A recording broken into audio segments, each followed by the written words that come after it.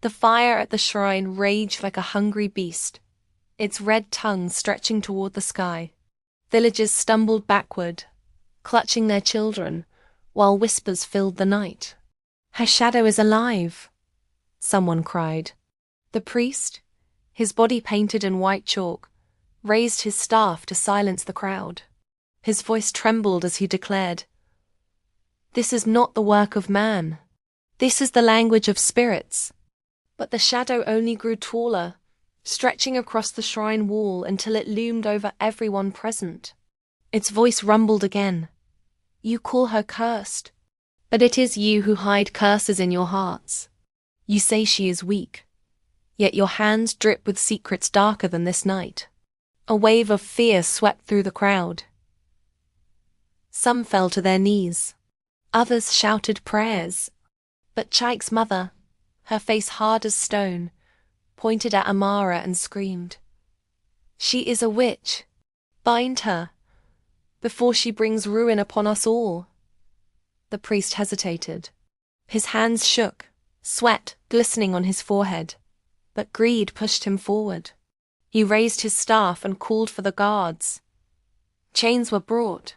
Heavy, cold iron meant to silence any spirit. They dragged Amara to the center, forcing her to kneel. Yet though her lips could not speak, her eyes burned with a fire the villagers had never seen. And then it happened. The chains clanged shut, but the moment they touched her skin, they shattered like clay pots dropped on stone. Gasps filled the shrine. Amara's shadow whispered that this time only she could hear. "They cannot bind you, but the truth must be revealed. Watch, and you will see the darkness that has lived among them." Suddenly, the flames in the shrine pit bent sideways as if bowing and pointed directly at Chaik's mother. Her wrapper fluttered violently, though there was no wind. The people gasped. "What is this?" The priest shouted. The shadow thundered again for all to hear. "The one who calls her cursed hides the deepest curse of all." At once the villagers turned. Chaik's mother staggered, her eyes wild. She tried to protest, but her voice cracked like dry wood. Her body convulsed, and from her wrapper fell a small black gourd, sealed with cowries and red cloth.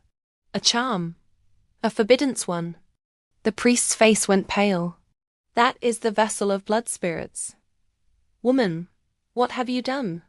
The villagers shrieked, some spitting on the ground, others covering their eyes. Amara's silence was no longer shame, it was shield. The very curse they accused her of now exposed the hidden wickedness of others. Chaik, trembling, stepped back from his mother. "Mama, is it true?" But she only wailed, clawing at the ground. The fire roared higher and thunder cracked across the sky, though no rain clouds had gathered.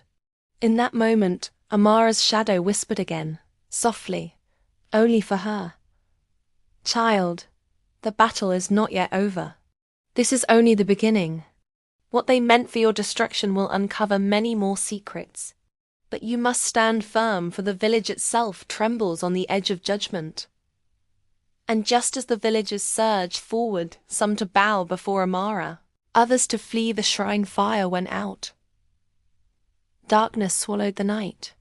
Not even the moon dared to shine.